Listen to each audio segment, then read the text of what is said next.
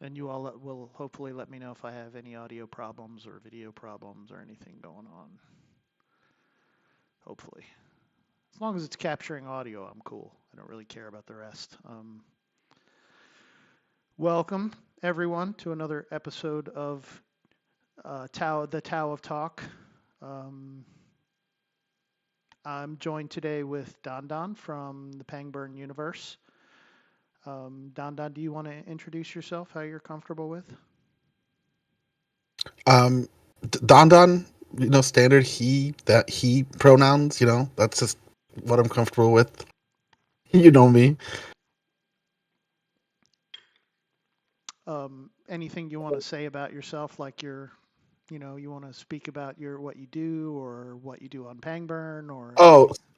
so on Pangburn, I've been on Pangburn for a while. It's a really good community, a really group of people that have been a part, and I talk about psychology, philosophy, politics, the three P's I like to call it. I have a degree in psych, and my minor is in philosophy, and right now I am back in school, pursuing a master's in education, so I could hopefully teach history or psych. That's my two goals at the moment. Wow, that's amazing, man. Don Don's a good friend of mine, by the way, so hopefully this will be a nice, comfortable conversation.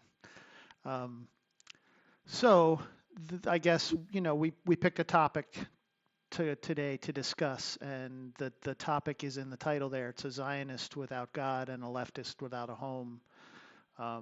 I find that really interesting and cool, and I'd like to hear what that means to you. And we can break it down into segments. You don't have to go on like a 10-minute diatribe or Yeah. anything, but however you feel comfortable, you do you. Um, Well, I guess when you asked me to come up with a title or to say like what is a conversation going to be about, I was like, let me think about who I am and why these topics at the moment are really relevant to me. So my identity as uh, someone, I do consider myself Jewish, even though I'm an atheist. And this is something a lot of people have a hard time understanding because, in the West and in the United States, you hear the term Jewish and you think Christian and Muslim, you think it's a religion, but really it's like an ethno religion. Where it's like, even within my own community, no matter how much I say, oh, I don't believe, well, they're like, you're still Jewish. And when you look throughout history, no matter how much Jews didn't believe in Europe, they were still Jewish and they were still annihilated by the Nazi war machine. Um, and then it kind of like being Jewish has throughout history been a lot more than just religion. It's been an ethnicity, it's been a culture, it's been an identity, it's been a type of civilization.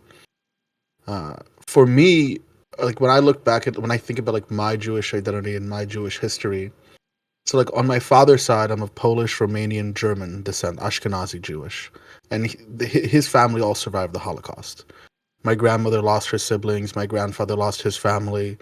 Um, and on my mother's side, they come from, I think her mom's side comes from Azerbaijan. They escaped after Israel was already created. They were like, there's a lot of pogroms and issues after the creation of the state of Israel with a lot of like um, attacks by Arabs and Muslims in the area on them. They took them 2 years on a horse and carriage to get to the state of Israel in the 50s. And on her grandfather's side, they have actually lived in the area since we can trace our genealogy all the way back to the 1400s wow. to my great great grandfather Constantinople, who he actually served as a bounty hunter for the king of Damascus in like the Galilee area. Mm, And and for me, the reason why I say like a Zionist without a God or like a is because I'm an atheist. I don't believe, but I'm still like this product of Western imperialism. I'm not. I think a lot of people, especially since October 7th, have called me like a white colonizer or an imperialist or a supporter of this imperial project, which it's not at all. I'm such a meld of people who escaped European imperialism and are products of it. And I found myself kind of like without a home, right? I'm a progressive. I believe in strong liberal values. I believe in trans rights. I believe in um, important, very socialist style economy. But I feel like I'm not gonna apologize for Jewish survival. That it's not something I'm gonna apologize for. And I feel like with the rise of, especially when Trump was elected, there was a crazy rise of anti-Semitism from the right. and everyone stood behind it and supported it and tried to fight against it, especially with the shootings at the synagogue. I think it was in Michigan or something. And as rise of anti-Semitism started going on the left, I started seeing apologia for it, and that really threw me for a loop. I was like, wait, where's my political home? If we're not going to stand up for that, then how are we supposed to stand for it? How do we stand behind theocratic Islamist regimes? Say the Houthis are great, say the Iranians are creating stability in the region. Like, to me, that was insane, and I'm not willing to back down on it. And especially hearing, a topic that I've been embroiled in since the day I could remember. I mean, I grew up in Israel, for those who don't know, and I moved to the States when I was in middle school. And for me, hearing these caricatures of what Zionism is, it hurts, because of course I'm considered a Zionist. I care so much about the country that saved my grandparents' lives, both on my dad's side and my mom's side. That movement that gave them a place to go after their families were exterminated. So. So you said a lot there. Interesting. I just met somebody online from Azerbaijan recently. We quickly became good friends. So that you mentioned that was just a crossover. So about the Zion, that's one thing I didn't know about you for a long time. I had never heard you say something specifically that you are a Zionist, and then and I heard other people calling you this, and so I didn't know, and I guess this was sort of part of the platform to ask you that question. I mean, I think I know now you do consider yourself a Zionist, but I know the spectrum of what Zionism is more now. I've read a lot about it Yeah. more. So, like, what are when it comes to Zionism, what kind of beliefs or understandings are circumferenced around that Yeah. notion? So the reason why I never really talked about it, that's like I said, asking someone, "Are you an abolitionist?" Right. Of course, I'm an Yeah. abolitionist. I mean, there are no slaves in America; it's been abolished. Of course, I'm an abolitionist. It's a state of Israel currently exists. Like, to be a Zionist, be like, oh, there's a state of Israel. Like, what? It's already there. Like, I'm done. I'm next. Like, every political party in Israel is going to be under the moniker of Zionism, because that's the ideology that brought the state to life. But within Zionism, there's many, many different strands of Zionism that existed throughout history. There's labor Zionism, political Zionism, religious Zionism, and revisionist Zionism. And I tend to be in the labor and political camps. Labor and political Zionism is where I fall in. I don't like religious Zionism. I'm an atheist. I don't believe that there's any type of divine commandment for Jewish people to return to the land of Israel. That's absurd. And revisionist Zionism, for those who don't know, and it's called revisionist because it revises the original text of Zionism. It's from someone called Zev Jabotinsky, who believed in a very militant, land-grabbing, iron wall, border-creating, Arab-expelling type of Zionism, which I'm completely against. Yeah, That's revisionist Zionism. right. Yeah. That's the caricature of the Zionism that everybody thinks of when somebody calls someone a Zionist, right? Or many people do, right? Yeah. It's the one that It captures the would be like worst. calling. Yeah, it is the worst type. It is the worst type. The revisionist Zionism, I think it's the militant version. It's the terroristic version of Zionism, for lack of a better term. It's like calling someone a Muslim isn't an insult unless you say that being a Muslim means being an Islamist. Right. And they're two very different things, Right. right? I gotcha. So So all right. So do you mind talking about, like, where you feel about where Israel and situations are standing today, and just talk about. I've seen some things going on. I don't really watch a whole lot of it. I'm trying to keep my head under a rock a lot, because there's just a lot of crazy stuff going on around the world right now, including near and far, whatever you want to. But so I'm not, but I'd like to hear you talk about, like, the current events that are going on, and how you still feel about those circumstances that are going on in that area right now. well, I'm staunchly anti-war. I don't want war to happen. But I also recognize that war is like any natural phenomena, like immigration. It might happen. We have to prepare for it. We have to be ready for it. It might. I don't want it. I don't want it to happen, but it can happen. And when you get to the point where war is there, you already recognize there's already been years of failures at that point. If you're getting to the point where there's a war, and there's a lot of issues that you have to deal with Um, you can't go back and redo them. That's not going to happen. You have to deal with what's happening at the moment. And when it comes to the Arab-Israeli issue, it's a problem that has been going on for 100 years at this point. Yeah. And so like when I look at what's Maybe currently happening arguably in longer Gaza, than that, but yeah, go ahead. yeah, for sure, for sure. But that would be like the Arab-Jewish problem, which is Right. different than the Arab-Israeli Yeah. problem. Those are two different things. Um, so like when you look at the current state of the war, what I see is I see two groups of people who, through their material conditions, have gone to the point where they can't even reconcile their differences. Right, through everything that's happened over the past 80 years, the generational traumas of the Jews who came from Europe, which is only 33% of Israel. Most Israelis are not European. Most of them are from Arab countries, from Iran, Syria, Morocco, Tunisia, Yemen, and stuff like that. All of that generational trauma is like we're not willing to be minorities in the country anymore. We're not letting that happen. And with that generational trauma, along with the the 1948 war, which expelled 750,000 Palestinians, that resulted in the expulsion of 800,000 Jews from the Arab world who all immigrated into Israel, created a really difficult situation. And right now, the situation is kind of in a position where you have specific groups, both within Israel's government, which are literally called Otzma Yehudit, which means Jewish power, are grabbing reins of government entities, the government of Israel, to push their religious and revisionist Zionist aims, along with the Hamas and the PA and these terrorist organizations like Hezbollah, who have also usurped power from these groups of people who are just literally using them as pawns in warfare, right? Building tunnels in civilian areas.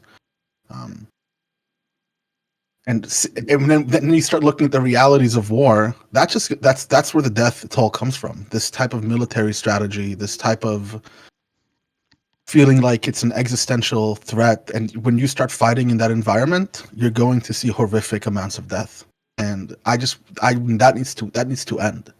um, and a big part of that needs to come with a real sense of being able to negotiate and come to the table. And unfortunately, no matter how many times deals have been put on the table, they have been rejections consistently over the past 40 years. The most recent one was, I think, at Hud Olmert, where they were going to give a Palestinian state. I think Arafat and Abbas said no, they're not willing to. In the 90s, they weren't willing to do it. So that's kind of how I see the overall issue. But more specifically about what's happening right now with the reincursion into Gaza, I think that especially the election of Trump was a massive failure It kind of emboldened the far right parties in Israel, and it's kind of giving them carte blanche ability to kind of wage the war how they want. And they're not interested in being more humanitarian. And I understand them. Someone who has cousins who are fighting in the military. I don't want my cousins going and running into booby traps houses. I'd rather you just drop a bomb on it, right? I don't want them running into tunnels. Just use bunker buster bombs that go underground. But what's the converse of that? All the civilians are hiding behind dying? I don't know the answer to that, which is luckily why I'm not in the position to be the prime minister of Israel or the leader of a military. But what I do know is that if I was a soldier, I wouldn't want to put my life on the line like that. I would rather them drop a bomb so I don't have to run into tunnels, that I don't have to run into booby-trapped houses. Yeah. And that's a difficult position to put yourself in, right? It absolutely. Now that we're already in this situation, how am I supposed to fight this war? I don't know how else to fight this war. Like if I let Hamas's tactics be legitimized, what kind of precedent does that set as well? Does that mean, okay, if I hide behind my civilians, if I build a military infrastructure in a civilian neighborhood, does that mean I'm immune from consequences? Does it mean that I can't be attacked? Does it mean my infrastructure can't be destroyed? Does it mean there's no right for the other country to come in and try to rescue its hostages? I don't know the answer to that. And I think that people are too arrogant sometimes to say, I do know the answer to that. And they're sure that they have the answer for exactly how to solve it or how to go about it. And I don't think it's that simple. Yeah. I really don't think it's that simple. So, I get it. Why do you think negotiations keep breaking down? What is your particular take on why they can't? I mean, I think I heard you say that negotiation is kind of the right thing to do rather than these other strategies that are being employed right now in a kind of back and forth, endless cycle. But why do you think they can't come to the table and resolve some of these kind of compromises? I think that in the past, especially during my youth, a lot of Israel was willing to make a lot of concessions. For example, I think in the Oslo Accords, I think it was Yitzhak Rabin was willing to give East Jerusalem to Palestinians. They were willing to give, I think it's like 93% of the West Bank while evacuating settlements, give them Gaza. But one thing that Israelis are not willing to negotiate on is the right of return for Palestinians. They're just not willing to let them come back into the nation, those who were expelled or their families were expelled from the 1948 war. Mm, Like I said, this is where like the generational trauma comes in, and I think this is like where the key impasse is, where Palestinians really want the right of return and they're not willing to negotiate on that, and Israelis are not willing to negotiate on that either. mm, mm, Um, they're just absolutely not willing to negotiate on that right of return for Palestinians. hmm, And I think that that's where the negotiations keep breaking down. And I understand it. I completely do understand. I mean, growing up, I lived through the second Intifada, and I remember buses blowing up. I remember the fear in the streets. I remember having drills at school. I lived in a small community right over the Green Line called Oranit, and we had sirens go off. We had terrorists invade our town while I was in school. We had to be locked in our house for like 2 days while there were terrorists around the streets. I wouldn't want just a blank right of return either. That would be very difficult for me. Someone who's lived through that, I don't know if I would support that either. Do I want them to have their own land and their own sovereignty? 100%. mm, I'm totally down for a two-state solution. Have your own property, have your own land. I'm completely okay with it. Um, but many Israelis aren't, and unfortunately, that's kind of where the problem. It's exacerbated to the point where it's like in 2005 we left Gaza. The disengagement, Israel completely withdrew out of Gaza. They pulled 8,000 own citizens away and said, go, have your own territory. And then Hamas won the elections, had a civil war, overthrew Fatah, killed them in the streets, and vowed to destroy the land of Israel. And that's when the blockade started. It's mm, like, okay, great. We gave them the land. Look what happened. So how in the world are we going to give them the land in the West Bank? And this is when the rise in the right wing and the Likud party started happening, specifically after the disengagement. And it's kind of like these material conditions keep feedbacking off one another, where there's right through the years, through every single war, this feedback, positive feedback or negative feedback loop kept happening, where one side kept aggressing over another, and now we're in this situation where there's no reconciliation to be found. mm. Yeah, I guess I don't have any answers either. What can, what can we do about that? I don't have, Yeah. yeah, I don't have an exact answer either for that. But I think that this is like where most people will either try to like put a specific blame on one group over another instead of just realizing, hey, people act through material conditions, people, their ideology changes based on what's happening around them and what is best for them at the moment. Yeah. Um, Yeah. and Go ahead. I'm sorry. no, you can go ahead.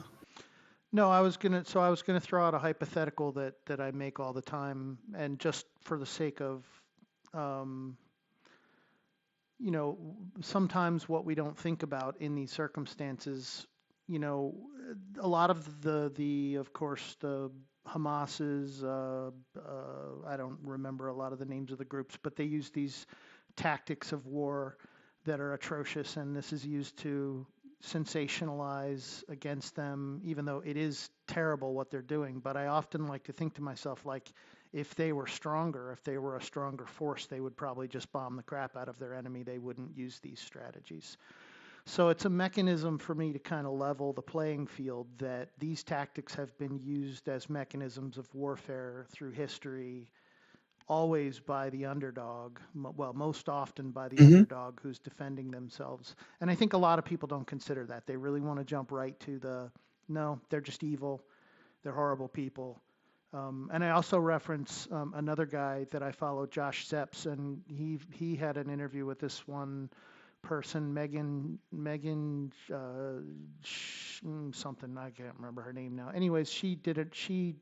Somehow she was a firefighter and ended up going over into the Middle East and working with extremist terrorists, people who had been detained, and managed to deprogram some of them, and deprogram them from the problems that caused them to have these behaviors. And so that's what I get out of all that is I try to resolve myself down to the human aspect of it. Um, I know that's really hard for a lot of people to do. I don't know. What do you have to say about any of that? I'm sorry if I deviated topic, but I So think you we didn't deviate. I covered. don't think you deviate. I don't think you. Okay, go ahead. Yeah, I don't think you deviated at all. I mean, if we let's say let's focus on these tactics for a bit. Um, I understand, like from a straight like game theory perspective, my enemy is stronger than me. I'll bid tunnels under civilian air. I'll use lawfare. I know that they are beholden to a much larger international community. I'm not a state actor. They are a state actor. If they want to continue getting funding from me, I can do this game. This is a game that I win. But I think this is where I feel politically homeless. Right? There are specific values that I hold on to, that you and I hold on to. For example, democracy, right? Or for example, freedom of expression, bodily autonomy, all of these different things. And alongside of that comes also with the way in which we deal with war, the way in which the rules that we follow as an international community. And there are just some ways of behaving that we do not recognize, that I do not accept. I understand why you're doing what you're doing, but I'm not going to let your behavior dictate the game anymore. This is not how you play chess. Right. This is not how you play the international rules. I understand you want to play this game because it's advantageous for you, but if you're going to play this way, I'm going to not recognize that. I'm not going to recognize that as legitimate. Sure, you're doing it, but I'm not going to recognize it. So, like, by legitimizing it, what we're doing is we're saying, that's fine. You want to win wars? Hide behind civilians. You want to win wars? Embed yourself in the populations. You want to win wars? Kidnap innocent civilians from their homes and then leverage them as pawns for military conquest. Leverage them as political bargaining chips. That's not going to fly. And for me, the left, I expected the left to hold on to those values. And what I see is a type of unfortunate nihilistic relativism, where descriptively it's true that laws and norms are relative.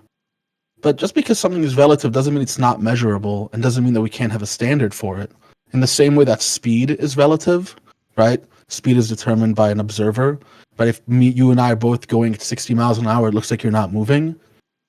It doesn't mean though that when we do measure speed, because we can, even though it's relative, we can identify it as right or wrong, as this is how fast we're wanting to go. We go 40 miles an hour. That's the speed limit, brother. I don't care that speed is relative.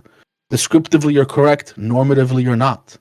And I am not willing to negotiate with that. And by legitimizing those strategies, what we're saying is that in any future conflict, if you're going to embed yourself in civilian population, you win. And that can't be the norm that we're setting.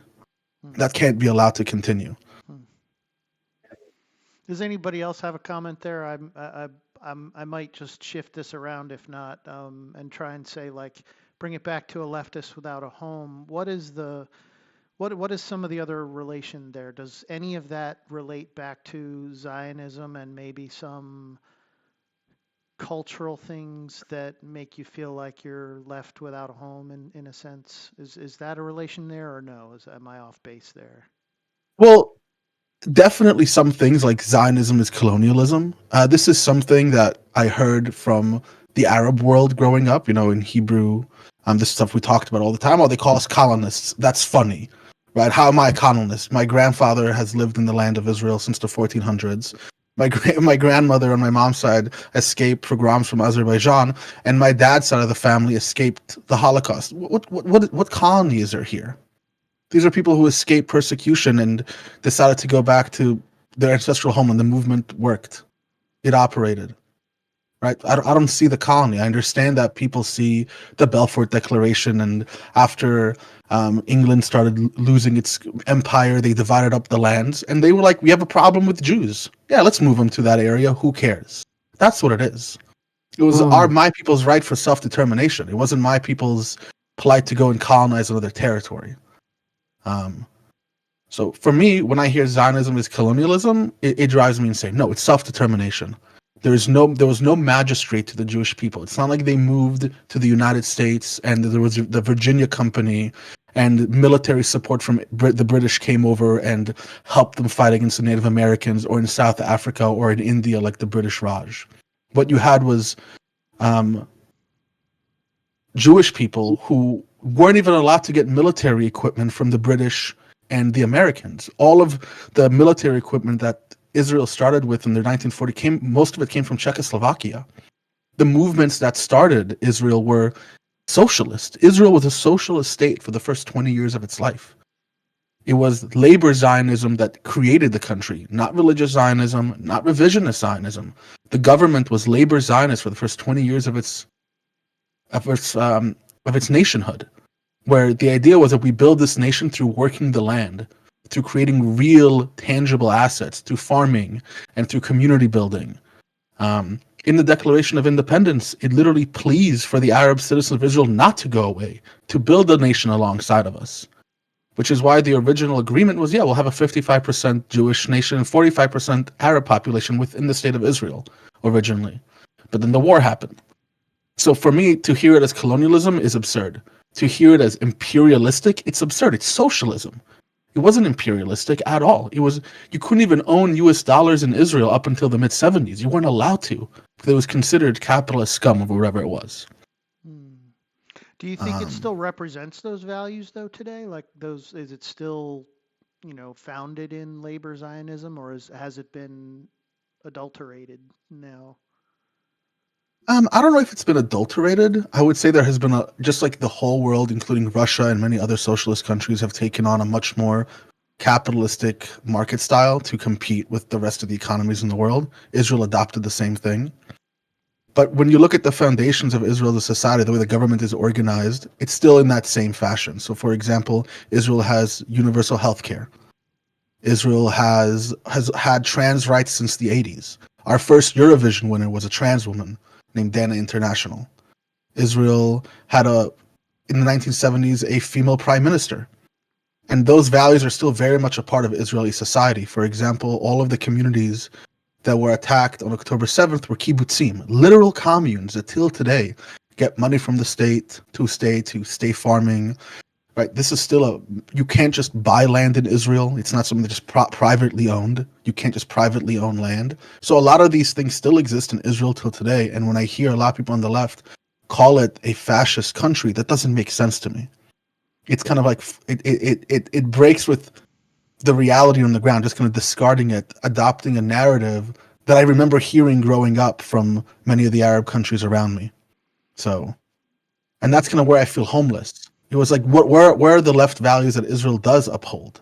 Right? Israel, like any other nation, a democratic nation, has ebbs and flows of right-wing governments and left-wing governments and right-wing governments and left-wing governments. This is how it works. It doesn't mean that the country is illegitimate. Right? We hear this all the time. Israel is illegitimate. Israel needs to be dismantled. You're not going to dismantle my country. You're not going to dismantle the only home my family has. You can criticize it, and that's fair. You can say this needs to be better and this needs to be changed. But there's a line between delegitimizing a nation and a people and criticizing it. And I think that the left after October 7th has had no issue delegitimizing it. Especially when I see politicians like AOC and Bernie Sanders sit down with Hassan, who has famously supported Houthis, Hamas, and Hezbollah, who on live streamed just streams terrorist propaganda, who says, I have no issue with Hezbollah, who denies the rapes of October 7th, who denies the atrocities, who peddles conspiracy theories like the Hannibal Directive, saying that the IDF are the one who actually killed the civilians on October 7th. And to see far-left politicians who I supported, who I rallied for, who I advocated for, sit down with him, is an extreme betrayal of not just my people, but my identity. And what about the people who you're surrounded with in your community these days? Like, where do they, like, do you feel alienated by them as well, by any of your, say, left-wing progression that doesn't align with other people that, your family, your friends? Do you feel alienated in that way at all? My family is more right-wing than me. I'm always the oddball out, and that's fine. I'm used to that. But after October 7th, I had a friend, my college roommate, who we were friends for 10 years, stopped talking to me. He refused to talk to me. He thought I was in the wrong side of history, wasn't willing to talk to me. I saw in my online communities people tell me things like, oh, the Houthis aren't anti-Semitic. I'm like, yeah, but their flag says, like, victory to Islam, death to America, death to Israel, curse upon the Jews. That's their flag, and you tell me they're not anti-Semitic? How am I supposed to, like, be friends with you? We've just been friends for 3 years. I was in the car with one of my friends, and she doesn't know that I'm Jewish, I think, at the time, and was in the backseat telling me how Jews are invading the neighborhood and how all they want to do is power grab and money grab. Whoa, all of a sudden I'm getting hit with this anti-Semitism that I didn't even expect to come from the left at all. And then when I bring it up, I'm told, no, that's not anti-Semitism. No, you're just crying wolf. No, you're just hyperfixating. You're being hypersensitive. And all that I remember is like in 2014, when the black community would come and be like, no, this is racism. It's implicit racism. It's racism by a different name. They're using dog whistles. And now that I pointed out, the left is telling me the same thing that Right told black people. You're hypersensitive. You're victimizing yourself. You're trying to excuse yourself. And I'm not going to placate that. And in a sense, I've lost a political home because people on my side aren't calling it out. They're not defending it. They're not pointing it out in the same way that I did to trans people, black people, the last couple of years when we saw the rise in hate against them. Yeah. Anybody else got any questions? I mean,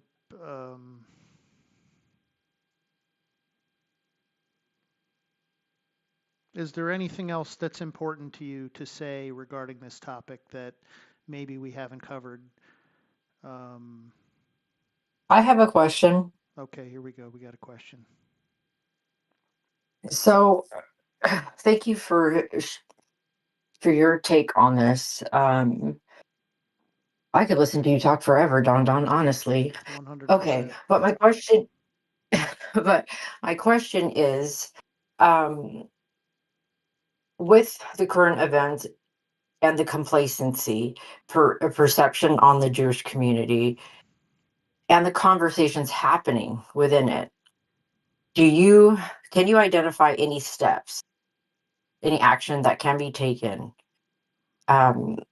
in fostering like resilience and change? That's my question. I'm not sure exactly towards what, but I'm going to assume like towards the end of the war or whatever it is. And this is something that we don't really see in Western media, but I read Hebrew, I speak Hebrew, I'm very much connected to the nation. Israel has protests every single day about stopping the war, ceasefire, returning the hostages home. Every single day.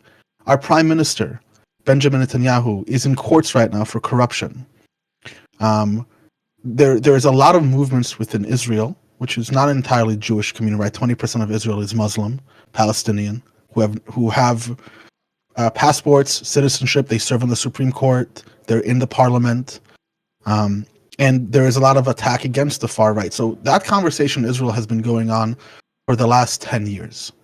And I think that Israel has the ability to hold itself accountable. It's one of the only nations that has actually taken a former prime minister and put them in prison for corruption.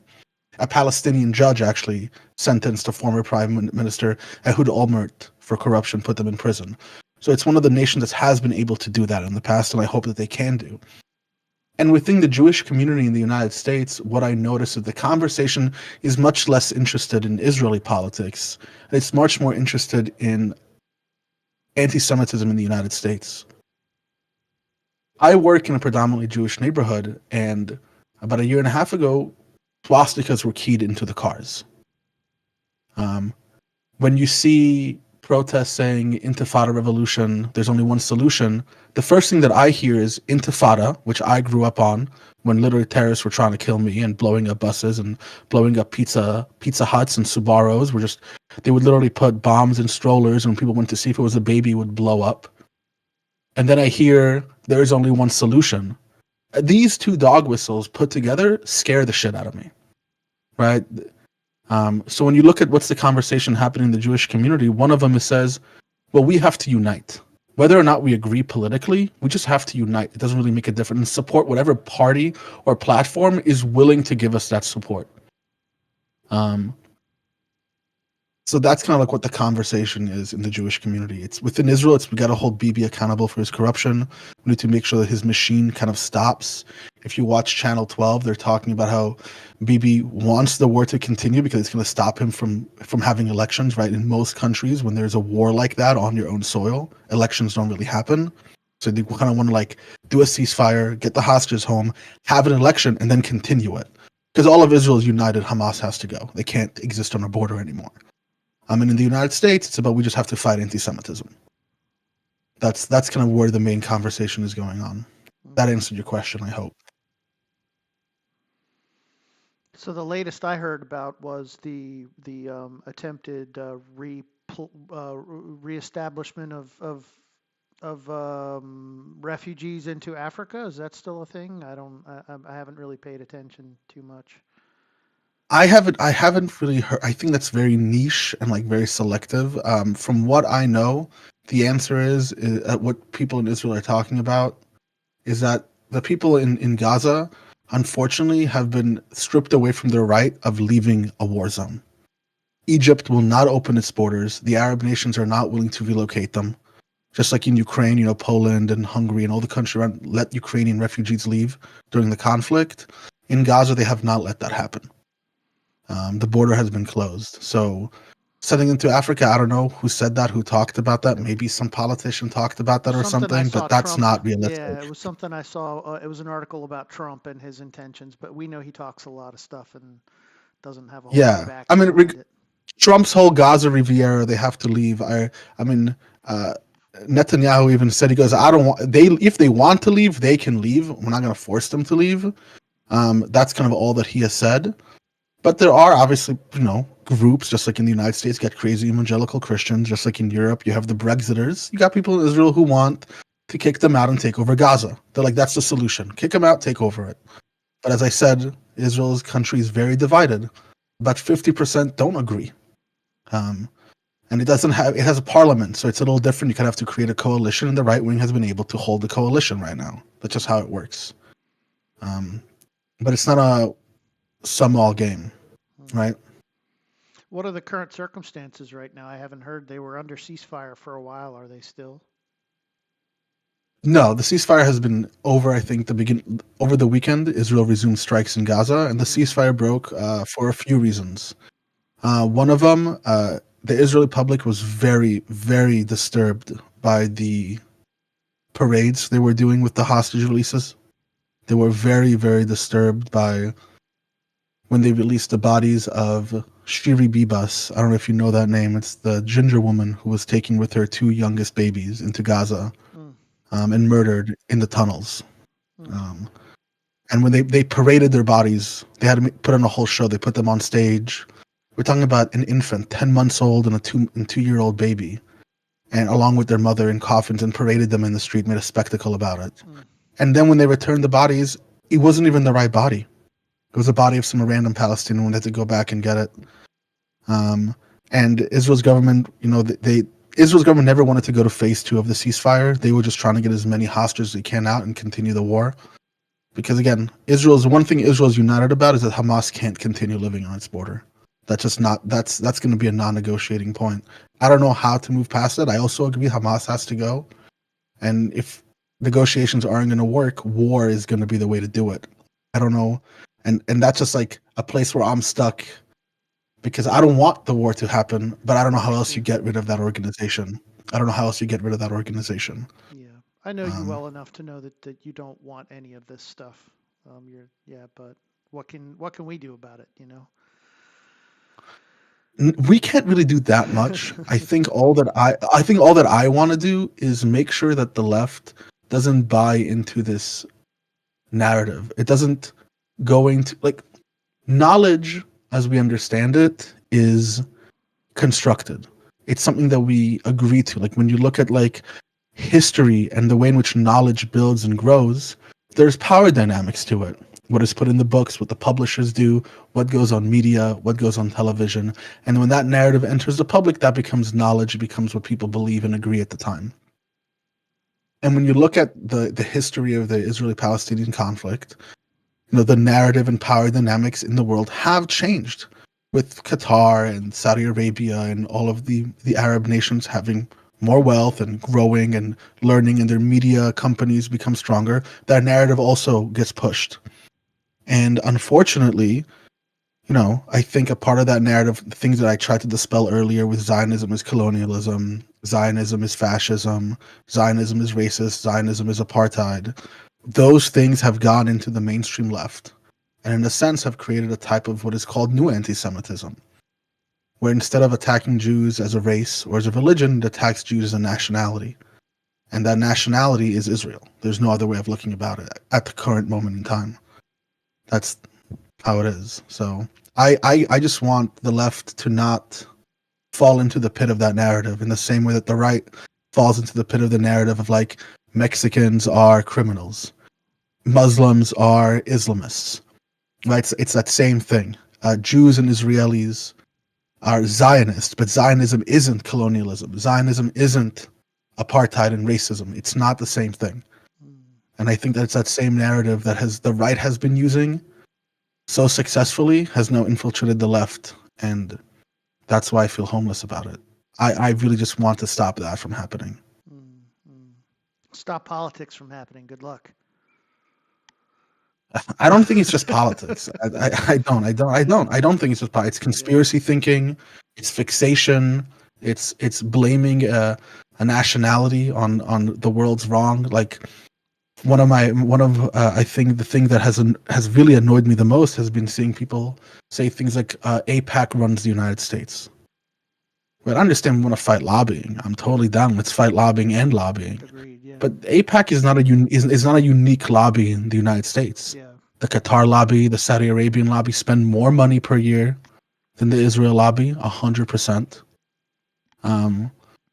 It's a way of fixating on.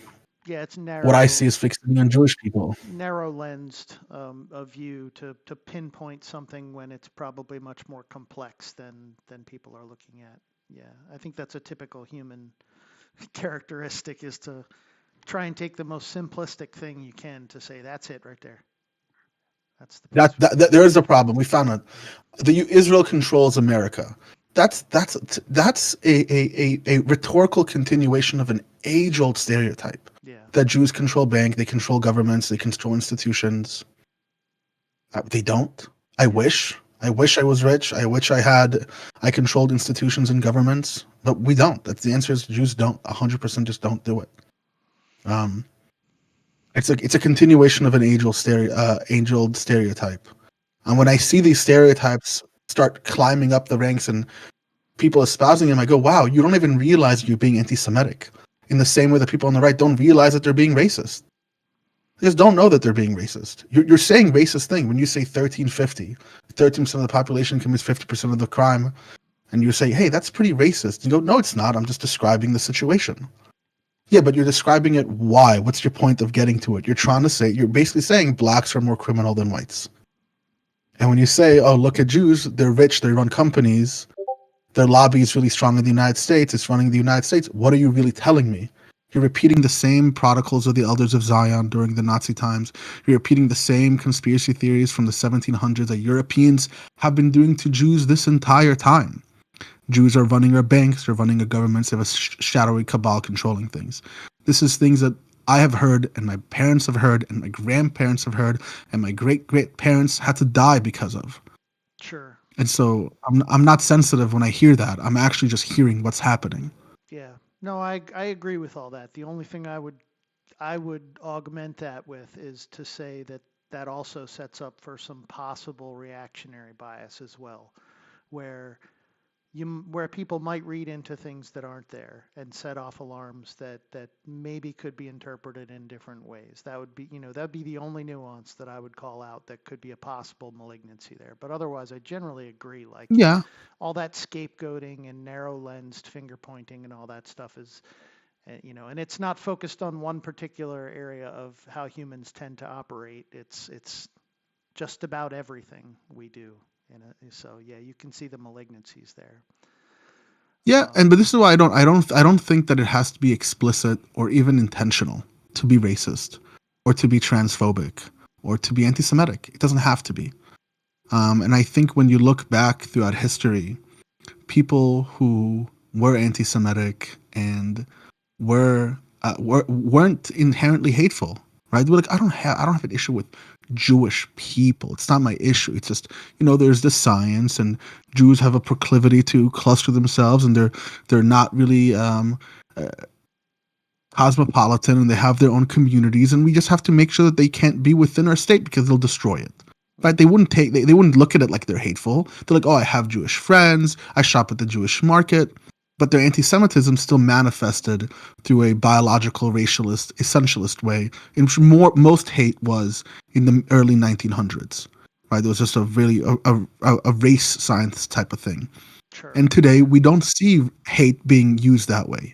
Hate is no longer against Mexicans. No one is saying, Trump did say Mexicans are criminals because of their genes. He did say that. I was going to say, I don't think we don't see it. I think we still do see it personally, but we do. But I think that in like general political discourse, when you talk to people who are racist, they don't go back to race science. Yeah, they're not going to. They won't talk about that. Yeah, no, not overtly. I don't think that would. I don't think even inside they feel overtly hateful and think racist things by their blood. I think they really do and say what they believe. Oh, it's just black people have a black culture, and that black culture is more criminal, and we have to and that's the issue, and that's why black people are more criminal, and that's clearly racism. It's just racism by a different flavor. It's not racism by biological essentialism. It's by blaming the culture, the nation of the blacks, how blacks organize themselves, their state, their apparatus, their community. And when I see people talk about the Jewish communities, for example, here in New York, like my friend in the car said, oh, the Jewish communities are expanding and building synagogues and coming into our neighborhood, right? They're not blaming Jews biologically, they're blaming their community. And I see globally that being done to Israel. I see the same parallel. Yeah.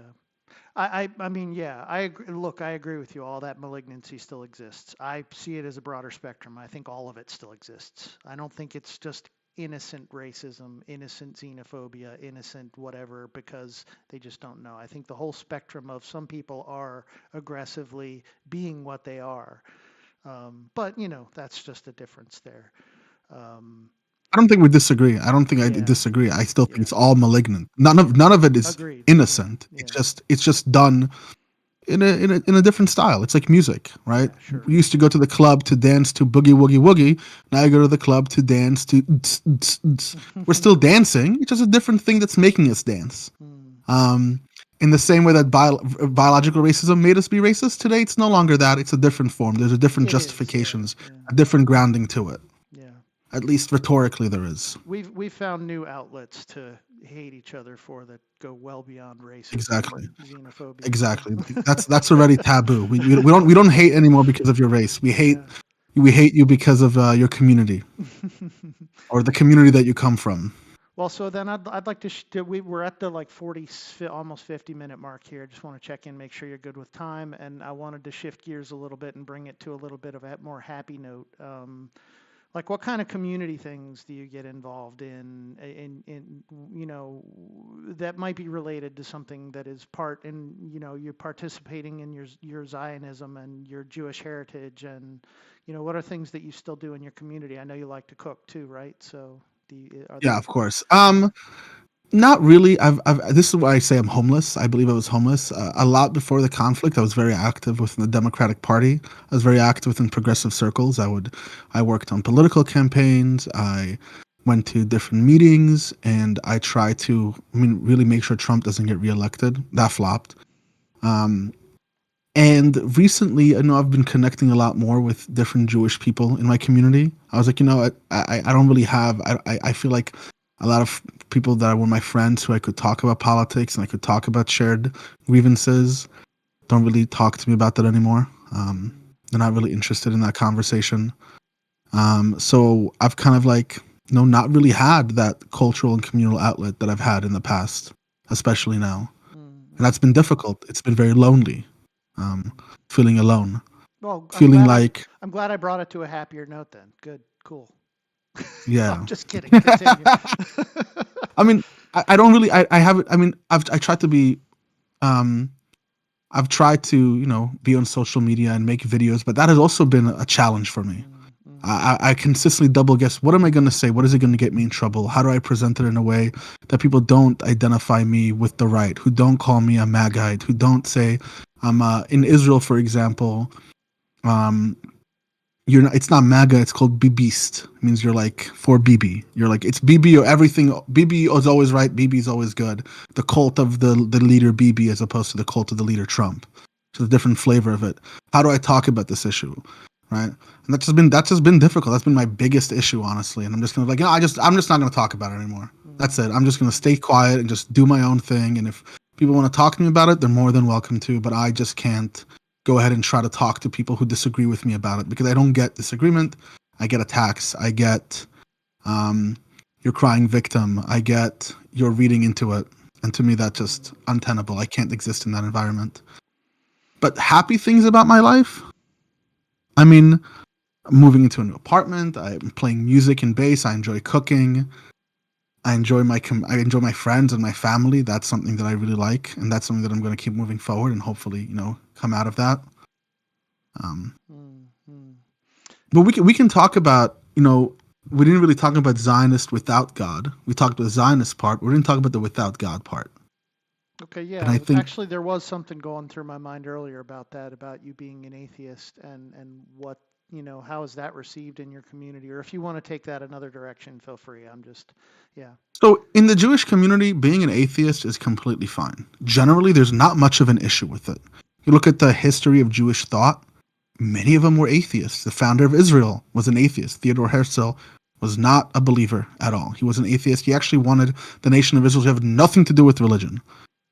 We should get rid of the religion aspect at all. That's been an issue. We should create a national movement based on our ethnicity. He was around during the race realist time, so that was a big part of his idea. But he was an atheist. Some of the greatest Jewish minds are atheists. Albert Einstein wasn't a believer. Different Jewish thinkers aren't believers. So that's never really been an issue, right? You're a Jew no matter what. Whether you're a believer or not, there's different flavors of it. That's always been the case. That hasn't been an issue for me within my community. Where it has been an issue was it's been an issue like interpersonally in my life. Dating has been difficult during this time. I want to meet someone who shares a cultural background with me, and a lot of times in the United States, it's hard to find someone who is both Jewish and secular, who's both Jewish and doesn't believe at all. That's hard to find.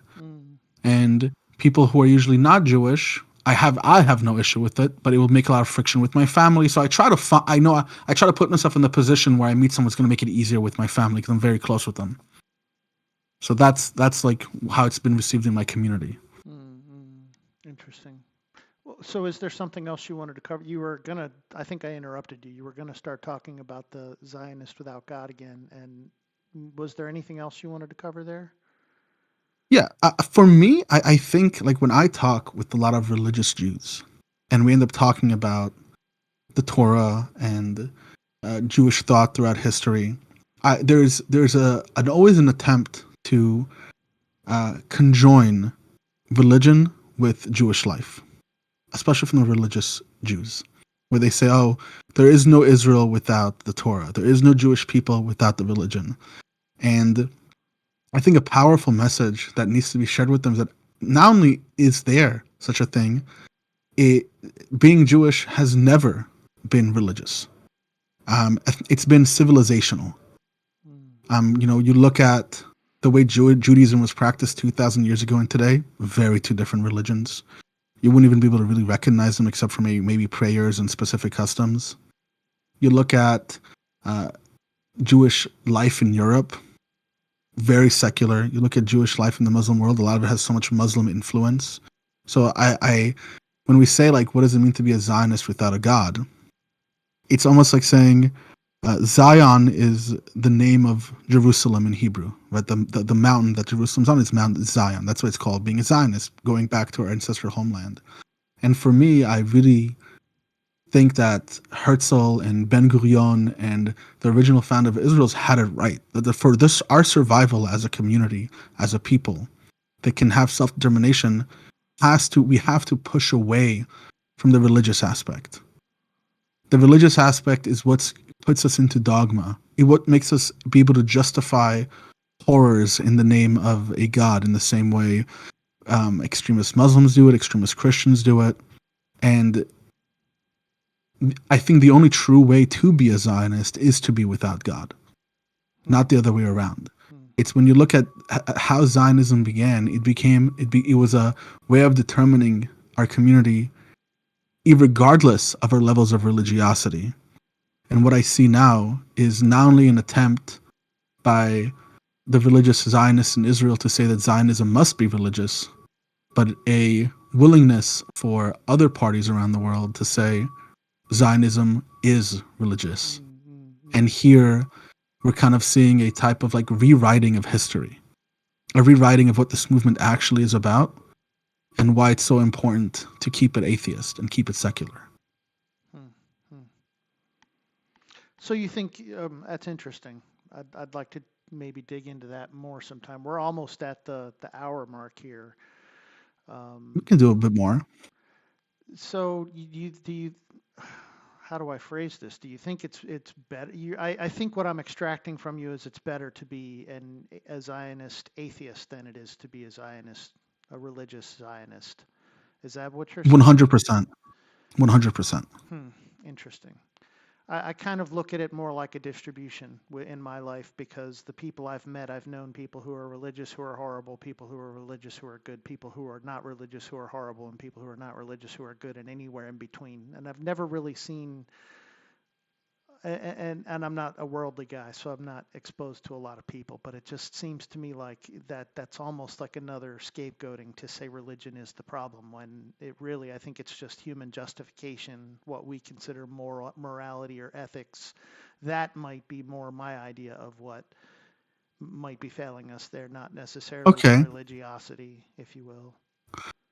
Well, I don't think when I say Zionism or being a Zionist, I am not just talking about identity. I'm talking about a political movement. And I think that political movements that are secular are able to morph and bend and change and adapt to the communities that they represent. Where religious texts don't do that. Yeah. They're absolute and they're dogmatic. And when you look at history of the Jewish people, you see a community that has changed over time dramatically, from their clothing to their eating habits to what the country demands of them. And a religious framework doesn't give that flexibility. You know, when you look at Darwinism, it's homeostasis through change, the ability to adapt and change over time. And I don't think a religious framework gives that to a nation.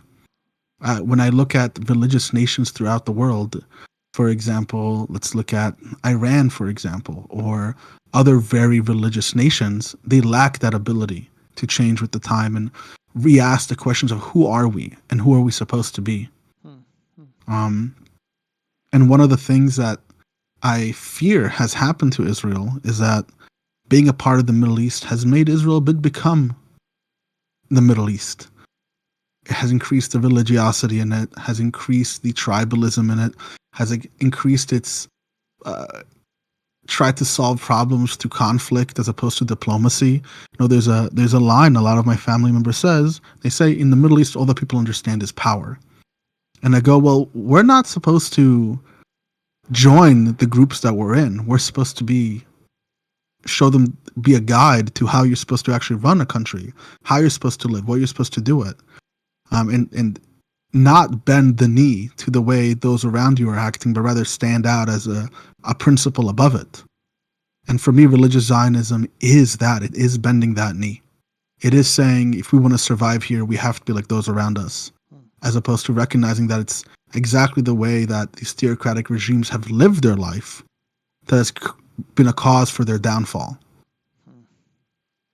And that's why I think being secular politically is the only solution, to be able to re-ask yourself. Like that's the whole point of democracy.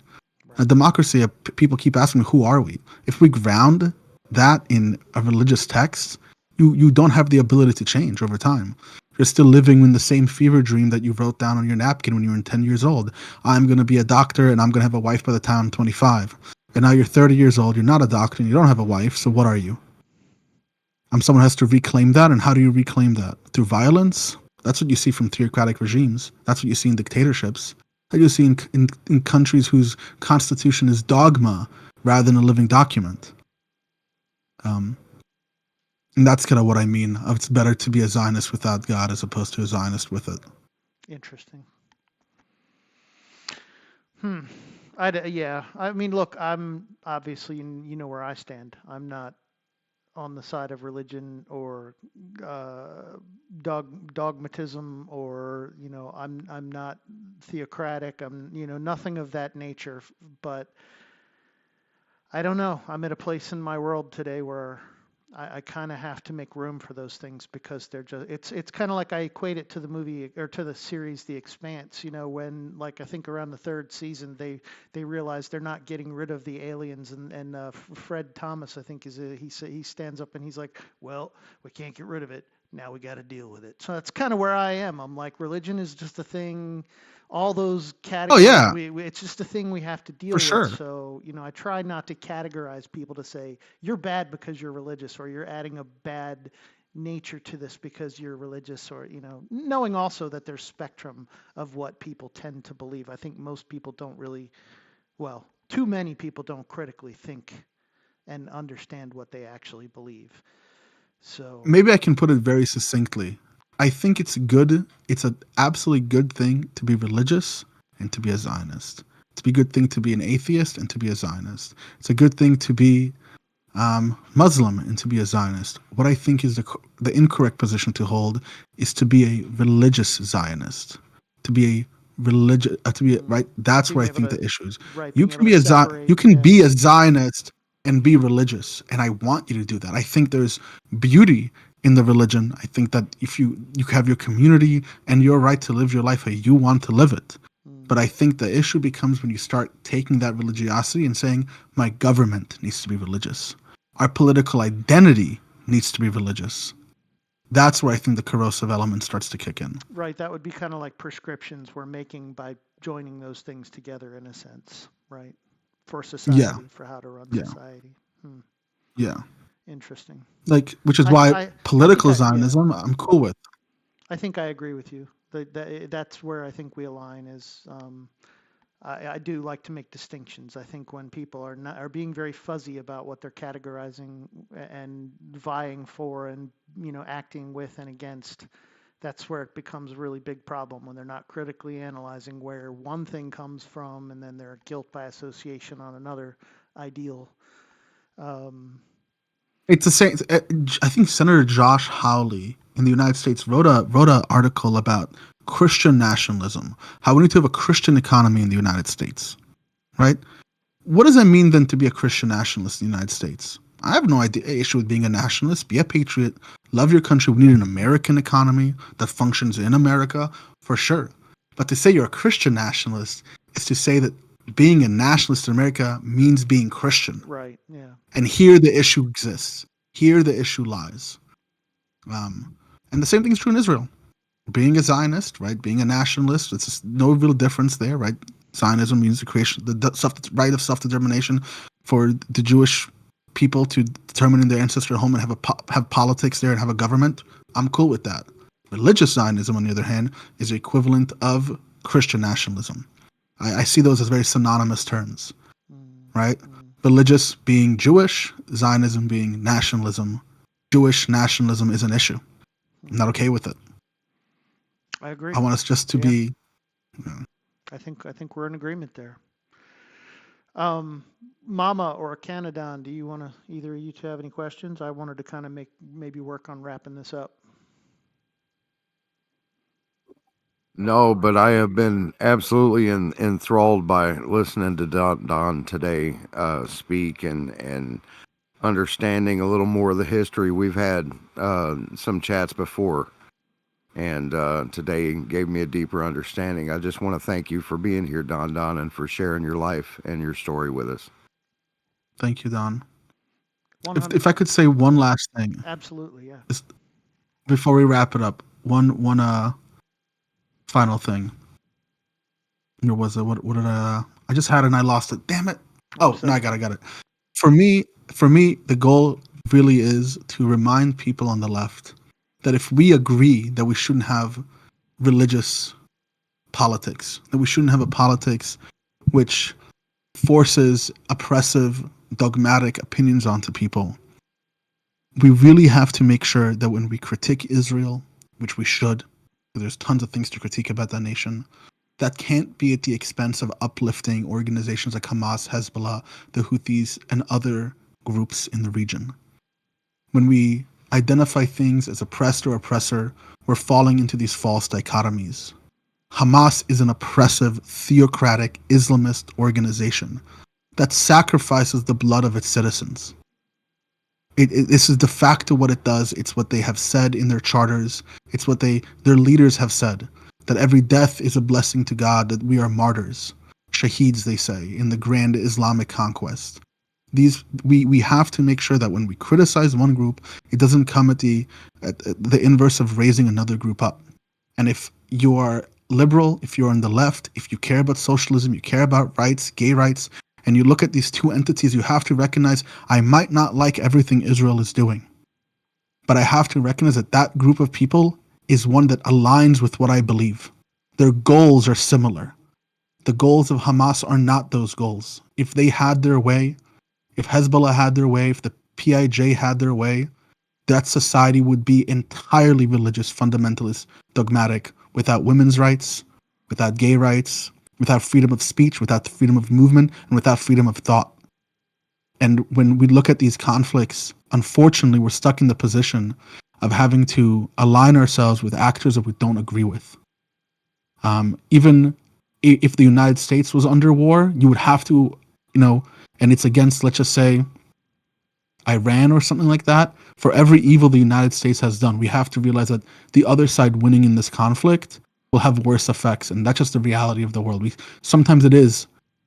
That's just how it is at the moment.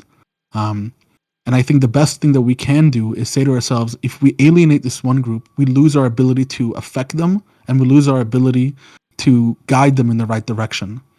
And I think what the left has done in regards to Israel has alienated Jewish people in the United States, has alienated Israelis internationally, and it has forced and it has taken away liberals, leftists, egalitarians. It has taken their sway away from swaying that nation.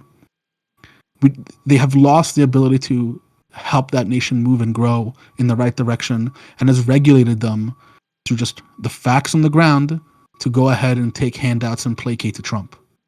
And here you're losing the global conflict. You're losing our goal of spreading egalitarianism and equality across this earth, and are in a sense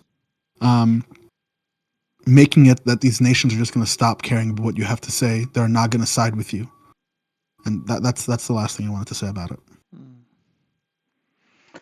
Well, so I was going to ask you, as my closing, I was going to say, is there anything else you wanted to say regarding? So it looks like you covered that. But is there anything you'd like to add in addendum here? Anything else? Our principles matter. You got to stick to your principles. That's it. Our principles matter.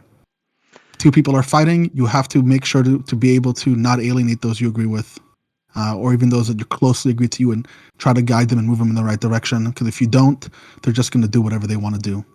And as Americans, we are in the position where everything we do affects the world entirely in ways that reverberate for generations to come. And as Uncle Ben said, with great power comes great responsibility, and we got to rise to the challenge. So I want to say that just to review some of the stuff we talked about, just a couple of points. I'm sad to hear that you're slowing down, stopping your, doing content. I love listening to you. I consider you a great friend. I hope this accomplished at least some parts of what my intentions were to just give you a voice and be able to clarify your own self and try and be heard. I hope I didn't, detract from any of that. Not at all. I'd love to do more of this if you don't have any other outlet. Like if you don't feel motivated to get on your own channel and do your own stuff, hop on here with me. I'd love to do this regularly with you. We don't always have to talk about such hard and deep topics. We can cover other stuff. Yeah, we can talk about bullshit philosophy that half the world doesn't want to hear about. Yeah.